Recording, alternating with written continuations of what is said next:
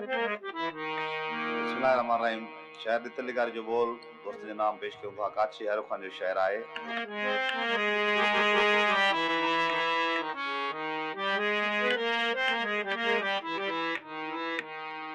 भोला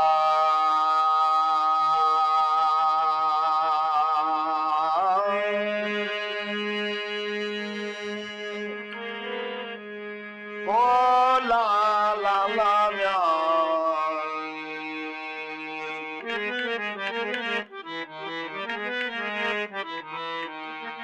हर वेले तांग सजन दी वो मेरो रोकांग डरा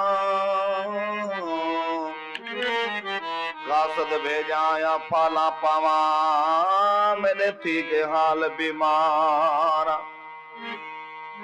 यार बाजू सारे जीवन कूड़े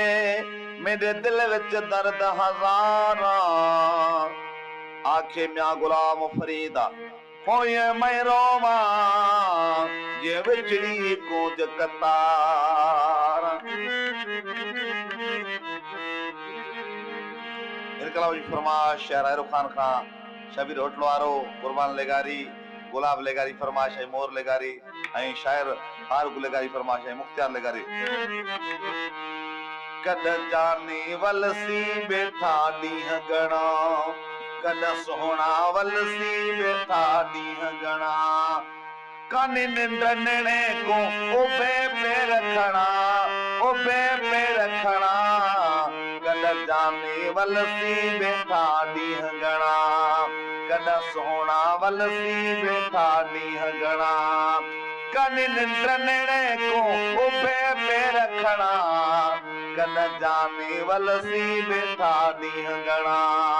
कद सोहणा वलसी बेठा ॾींह गणा।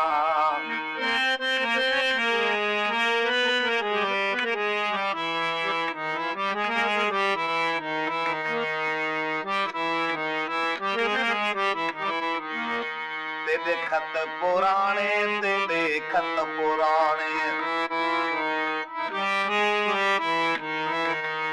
तेरे खत पुराने तेरे खत पुराने तेरे खत पुराने हर हर खोल पढ़ा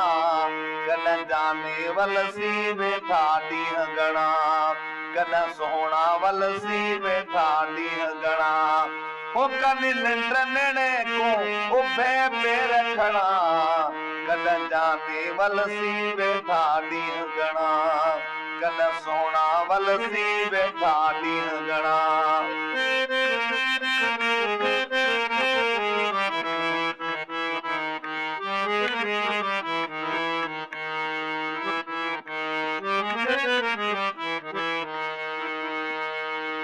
उठी आधी रात उठी आधी रात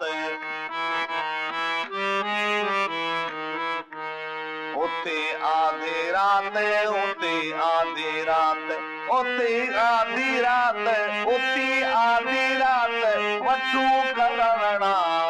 कद जाने वलसी बेठा ॾींह गणा कद सोहणा वलसी बेठा ॾींह गणा कनी निंड नेणे को उभे पैर खणा कद जाने वलसी बेठा ॾींह गणा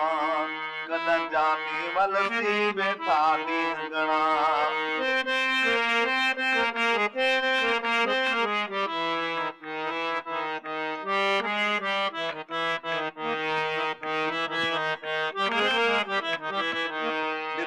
आखिले गारी दितल आखिले गारी दितल आखिले गारी दितल आखिले गारी दितल आखिले गारी कर गई हिक ॼणा कद जाने वलसी बेठा ॾींह गणा कद सोहणा वलसी बेठा ॾींह गणा कनी निंड नेणे को उभे पैर खणा कद जाने वलसी बेठा ॾींह गणा कद सोहणा वलसी बेठा ॾींह गणा।